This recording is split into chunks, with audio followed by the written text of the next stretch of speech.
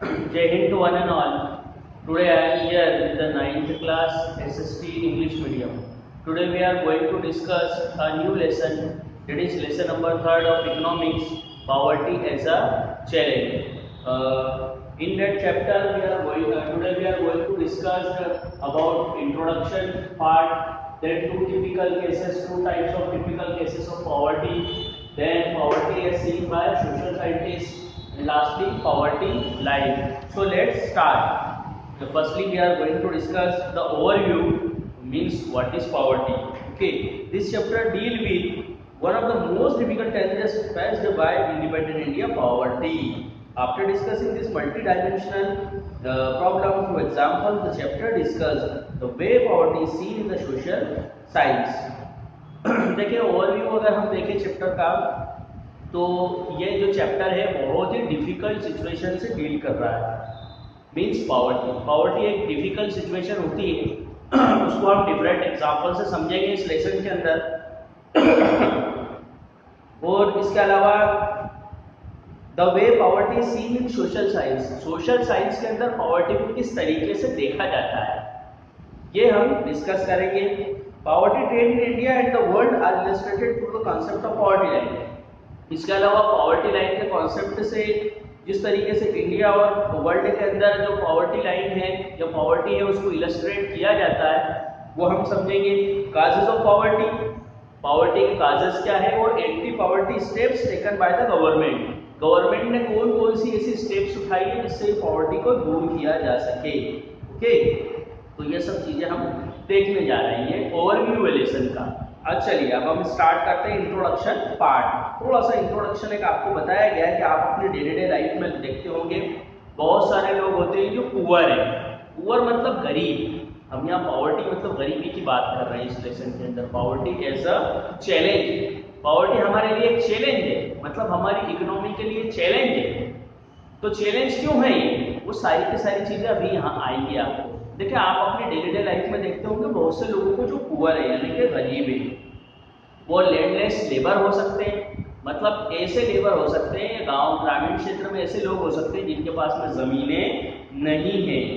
Okay, या कुछ लोग आपने देखे होंगे झुग्गी बस्ती के अंदर रहते हैं, बिल्कुल ओवर क्राउडेड होती है झुग्गी बस्तियाँ, मतलब रहने के लिए छोटी होती है और वहाँ पर ज़्यादा लोग होते हैं, छोटी मतलब एरिया में काफ़ी लोग होते हैं।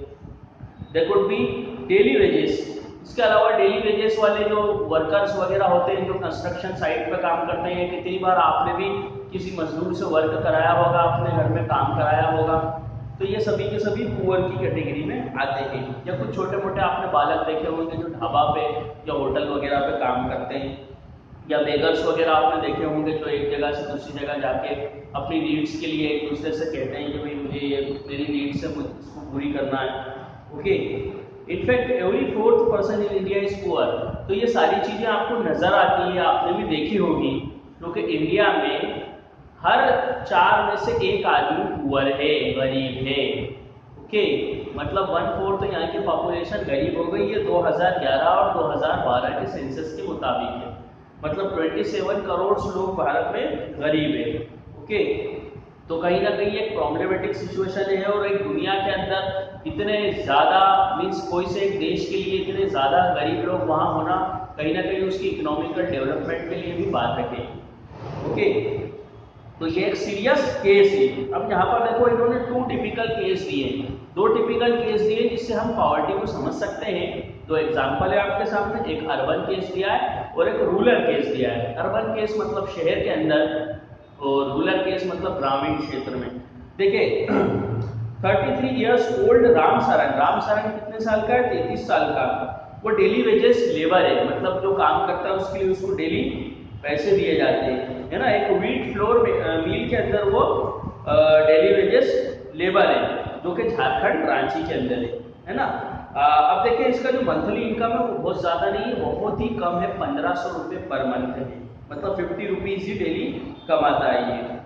ठीक है, अब इसको एम्प्लॉयमेंट तो मिल गया है, काम तो कर रहा है ये, अनएम्प्लॉयमेंट नहीं कह सकते, लेकिन ये मनी इनफ नहीं है इसकी फैमिली को चलाने के लिए। इसकी फैमिली के अंदर टोटल 6 मेंबर है, मतलब एक तो स्वयं राम सरन, उसकी पत्नी और उसके 4 चिल्ड्रंस। जो कि एज ग्रुप के अंदर आते हैं, 6 मंथ से लगाकर 12 के एज ग्रुप के अंदर है। तो कहीं ना कहीं ये प्रॉब्लमेटिक सिचुएशन है। He has spent money home to his old parents. He has sent money home to his old parents who live near village near Ramgarh. अब देखो इसके एक ओल्ड पेरेंट, इनके एक ओल्ड पेरेंट्स भी रामसरन के, वहां पर भी इन्हें पैसे पहुंचाना पड़ते हैं जो कि रामगढ़ में रहते हैं। Okay, his father a landless labor depend on Ramsaran and his brother who lives in Hazaribagh. देखें इनके जो फादर हैं ये एक लैंडलेस लेबर है, रामसरन जो पैसे पहुंचाते हैं उसके ऊपर उनका डिपेंडेंस है, और एक और उनके लड़के हैं, मतलब रामसरन के जो फादर हैं उनके एक और लड़के हैं जो हजारीबाग में रहते हैं। तो ये दोनों बेटों के ऊपर रामसरन के जो फादर हैं वो डिपेंड है। Ramsaran live in a one room rented house in a crowded basti in the outskirt of city. देखिए रामसरन एक छोटे से घर के अंदर रहता है जो उसने रेंट पे लिया हुआ है, मतलब कि किराए पे लिया हुआ है, और सिटी से दूर है। अगर सिटी में कमरे लेंगे तो वो बहुत ही महंगे होते हैं ना। It is a temporary shake builds of BRICS and clay. देखिए यहाँ पर जो ये इनका घर है ये कच्चा हाउस है, पक्का हाउस नहीं है। His wife Shanta Devi works as a part time maid in a few houses and manage to earn ₹800। इनकी जो वाइफ है ये भी काम करती है, लोगों के घरों के अंदर जाके बर्तन मांजना या कपड़े धोना वगैरह का काम करती है, और 800 रुपये वहाँ से महीने के कमा लेती हैं। ओके, इसके अलावा कभी कभी इनको 2 वक्त का खाना भी मिल जाता है, जो कि दाल रोटी या दाल चावल जहाँ पर ये काम करती है वहाँ पर इनको खाना भी मिल जाता है। मगर ये इनफ नहीं है इनकी नीड्स को फुलफिल करने के लिए। His elder son work as a helper in a tea shop to supplement the family. अब जो इनका बड़ा बेटा है वो टी शॉप के अंदर जो चाय की दुकानें होती है नुक्कड़ पे वहां पर काम करता है, और इसको महीने के सिर्फ 300 रुपये ही मिल पाते हैं। While his 10-year-old daughter take care of his younger siblings।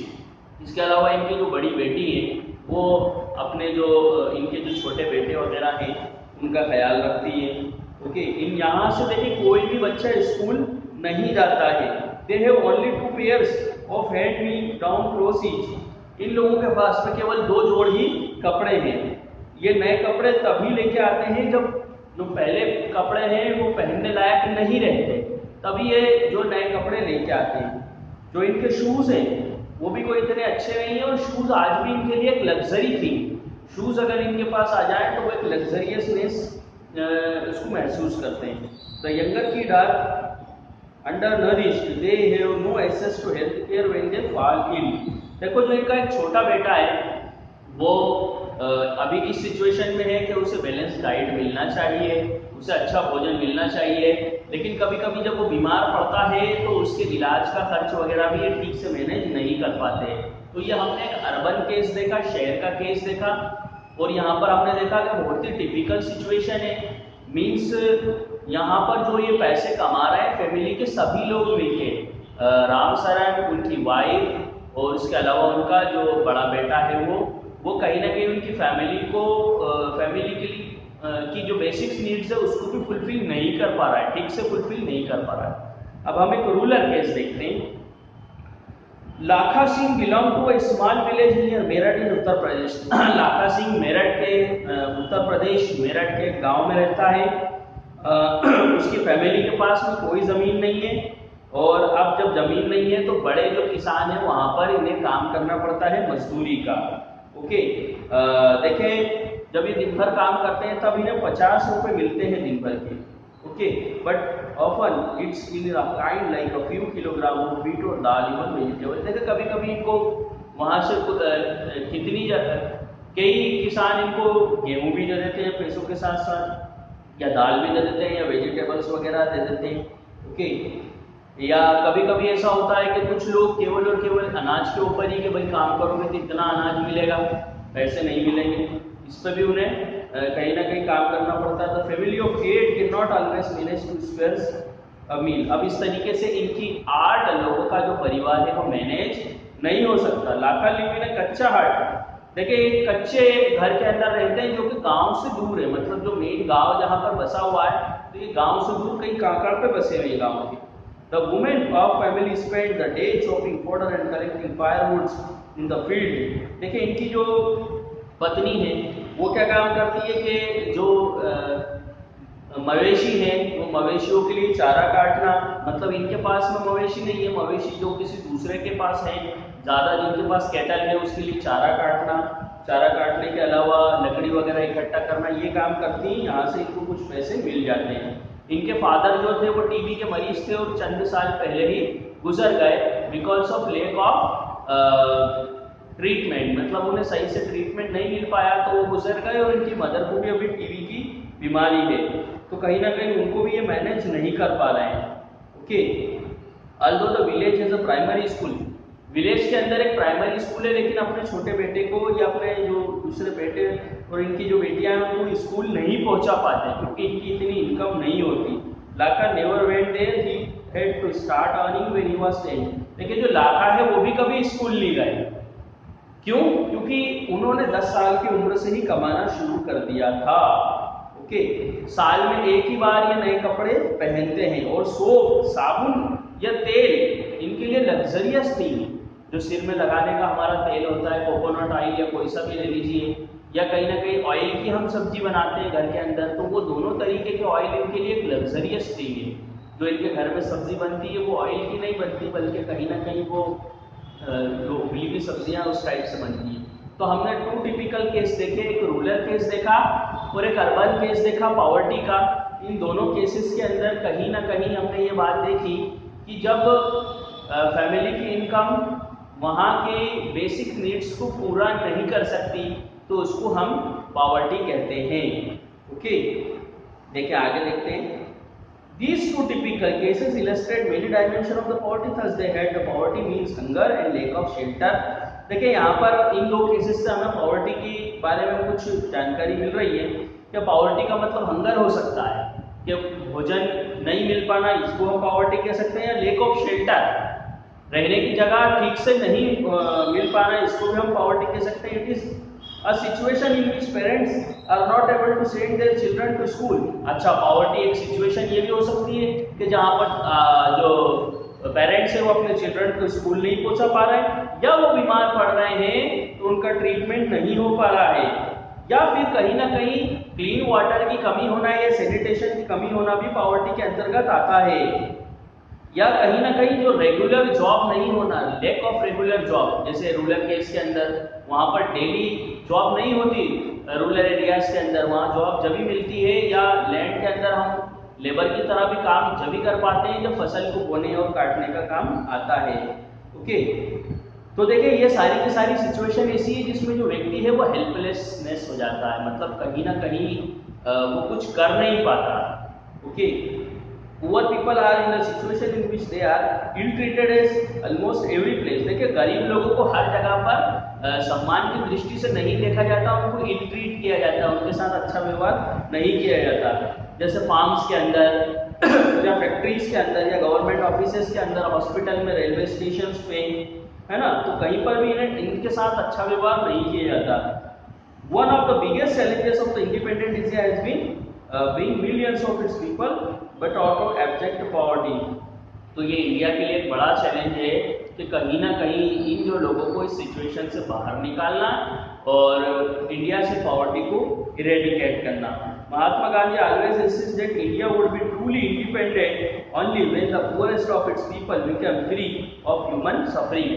देखिए महात्मा गांधी ने कहा था कि इंडिया इंडिपेंडेंट तो हो गया है, लेकिन सही मायनों में भारत इंडिपेंडेंट तभी होगा जब यहाँ के जो गरीब लोग हैं उनको हम ह्यूमन सफरिंग से, एक तरह की ह्यूमन सफरिंग है, ह्यूमन सफरिंग से बाहर निकाल पाएंगे।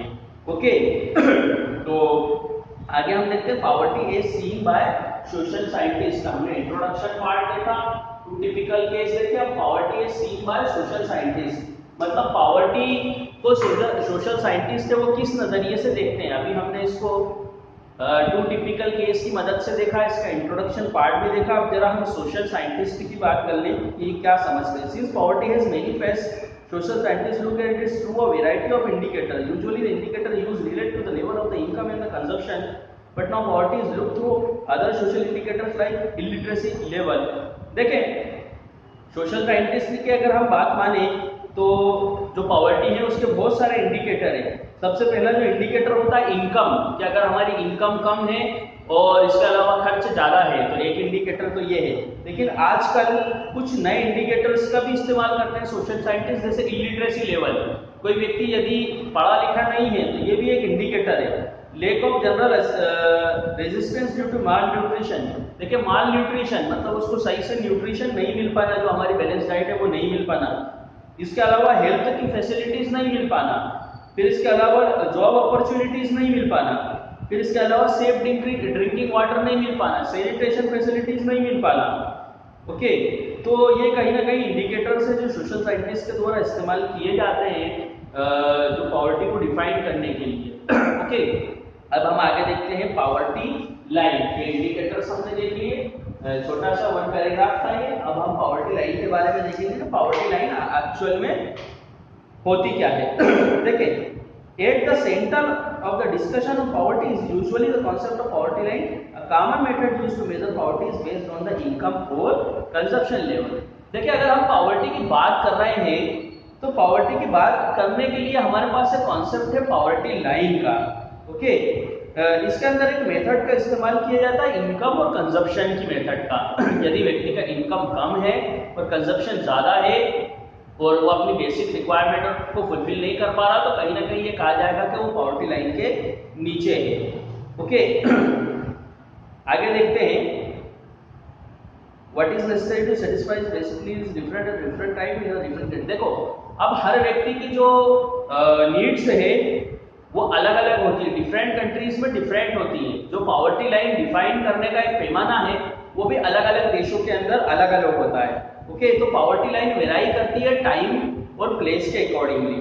Okay, each country uses an imaginary line that is considered appropriate for is existing level. देखिए, हर कंट्री कहीं ना कहीं एक इमेजिनरी लाइन बनाती है जिससे कि उसे मालूम पड़ सके कि ये जो लेवल है या ये जो लाइन है इसके जो बिलो जितने भी लोग हैं, जितने भी पर्सन है उसको पुअर कंसीडर किया जाएगा। Okay, for example a person not having car in the United state में बी पुअर। जैसे कि एग्जाम्पल के तौर पे अगर यूनाइटेड स्टेट में यानी कि अमेरिका में किसी व्यक्ति के पास में कार नहीं है, बाकी की वो अपनी नीड्स को फुलफिल कर रहा है लेकिन कार नहीं है तो उसको गरीब कहेंगे लोग और उसको गरीब की दृष्टि से ही वहाँ देखा जाएगा। लेकिन इंडिया में ऐसा नहीं है। इंडिया में बहुत से लोग ऐसे हैं जिनके पास कार नहीं है। कार को एक लग्जरियस थिंग तो समझा जाएगा लेकिन कहीं ना कहीं गरीबी रेखा का पैमाना नहीं समझा जाएगा। आगे देखते हैं, what determine the poverty line in the India a minimum level of cloth requirement. आप देखिए, इंडिया में गरीबी की रेखा या गरीबी किसको कहेंगे? देखिए, इंडिया में गरीबी की रेखा कहेंगे कि जब व्यक्ति फूड की रिक्वायरमेंट को पूरा नहीं कर सकता, मतलब जितना उसे चाहिए भरपेट खाना वो पूरा नहीं कर सकता, कपड़े नहीं पहन सकता, फुटवेयर जूते वगैरह नहीं पहन सकता, अब फ्यूल नहीं ला सकता अपना, फ्यूल मतलब कि जो घर में जलाने के लिए इस्तेमाल होता है फ्यूल वो नहीं ला सकता, लाइटिंग की फैसिलिटी नहीं कर सकता अपने घर में, रोशनी ठीक तरीके से, और एजुकेशनल अपने बच्चों के लिए एजुकेशन और मेडिकल फैसिलिटीज की रिक्वायरमेंट को पूरा नहीं कर सकता तो उसको हम कहेंगे poor. These physical quantities are multiplied by their prices in the rupees। अब देखें, कहीं ना कहीं ये सारी की सारी चीजों को हम डिफाइन करते हैं रुपीस के अंदर। अब ये सारी चीजें खरीदने के अंदर कितने रुपए चाहिए, अगर एक मंथ की हम बात करें तो इन सारी चीजों को खरीदने में कितने रुपए चाहिए। यदि वो उतने रुपए कमाता है तो हम उसको पॉवर्टी लाइन के नीचे नहीं कहेंगे बल्कि ऊपर कहेंगे। यदि उतने रुपए नहीं कमाता कोई व्यक्ति तो उसको बिलो पॉवर्टी लाइन कहेंगे।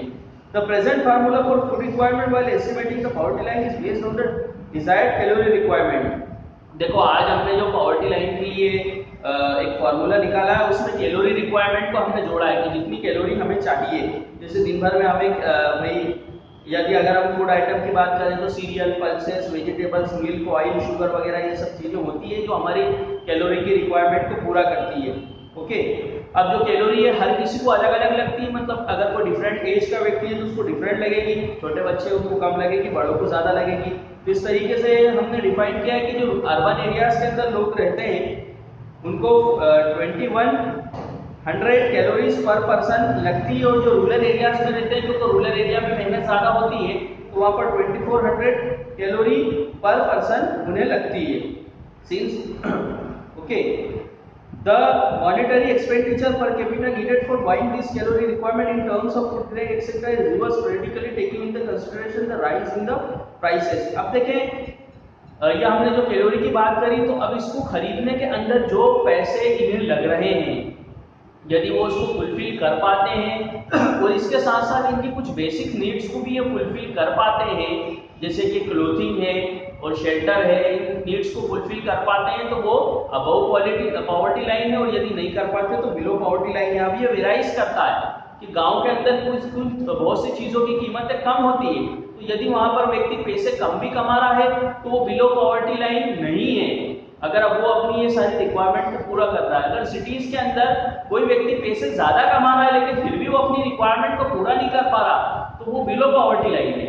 ओके, जैसे कि on the basis of this calculation, अगर इस कैलकुलेशन की हम बात करें तो सन 2011 और 12 का जो सेंसस हुआ था उसके मुताबिक जो रूरल एरिया में व्यक्ति अगर 816 रुपए कमाता है मंथ के, और अर्बन एरिया में व्यक्ति 1000 रुपए कमाता है, तो वो अपनी कैलोरी रिक्वायरमेंट को पूरा कर सकता है, मतलब अपनी जो खाने की रिक्वायरमेंट्स है उसको पूरा कर सकता है।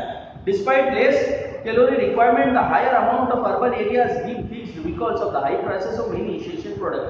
देखिए अर्बन एरिया में 1000 रुपए इसलिए लिए गए हैं क्योंकि अर्बन एरियाज के अंदर बहुत सी चीजों की कीमतें ज्यादा होती हैं। In this way in the year 2011-12 a family of 5 members living in the rural area as and earning less than about rupees 4080 per month will be below the poverty line. अब देखिए इसी कैलकुलेशन के आधार पे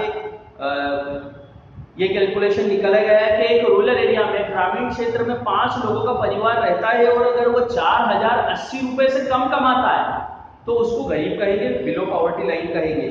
और इसी तरीके से urban area में यदि वो 5000 रुपए से कम कमाता है तो वो अपनी बेसिक रिक्वायरमेंट को पूरा नहीं कर पाता, 5 लोगों का परिवार, और उसको बिलो पॉवर्टी लाइन कहा जाएगा। The poverty is estimated periodically by conducting same survey. अब देखिए ये पॉवर्टी लाइन हमेशा बदलती रहती है। अभी 5000 रुपए है अर्बन एरियाज के सन 2011 और 2012 के सेंसस के मुताबिक, लेकिन ये सिर्फ सिंपल सर्वे ऑफ इंडिया है, ये इसका सर्वे करता रहता है जो पॉवर्टी लाइन का या जो पुअर लोग हैं उनका, और कहीं ना कहीं ये जो पीरियोडिकली ये सारे जो नॉर्म्स हैं ये बदलते रहते हैं। This survey are carried out by the national sample survey organisation. देखिए जो सिंपल सर्वे है वो नेशनल सिंपल सर्वे ऑर्गेनाइजेशन करता है, जिसको NSSOB हम कहते हैं।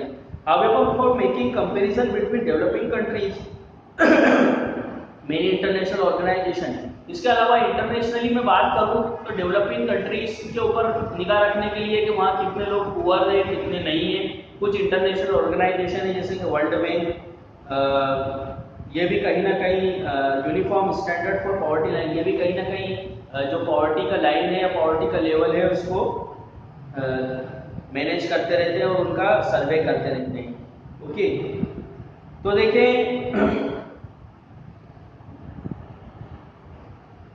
तो देखिए बस आज के लिए इतना ही, बाकी का जो है वो हम कल देखेंगे। कल हम पॉवर्टी एस्टिमेट्स के बारे में देखेंगे। आज हमने देखा पॉवर्टी लाइन तक है, इसको सभी को एक बार रीड करना है। बाकी का जो आपका होमवर्क वगैरह है वो लेसन नंबर 2 का पीपल एज रिसोर्सेज का मैं आपको चैप्टर दे चुका हूँ कल। आज भी आपको उसी को करना है, सिर्फ के कॉपीज में ही आपका होमवर्क रहेगा।